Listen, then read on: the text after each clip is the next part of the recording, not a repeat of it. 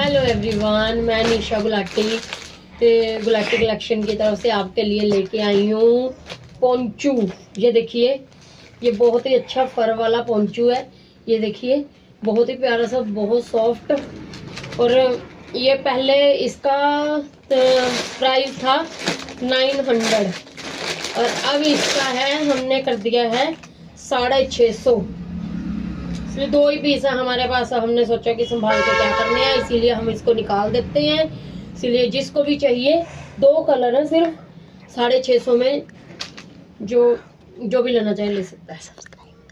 और हमारे चैनल को प्लीज सब्सक्राइब कर लीजिए, हम न्यू अपडेट्स डालते रहेंगे। और हमारा ये जेन्युइन अकाउंट है, कोई भी इसमें फ्रॉड नहीं है, कुछ नहीं है। जब भी आप ऑर्डर प्लेस करोगे, साथ के साथ आपका 3-4 दिन के अंदर अंदर आपको पार्सल्स मिल जाएगा। और सेम डे ही हम डिस्पैच करवाते हैं इसे। Thank you.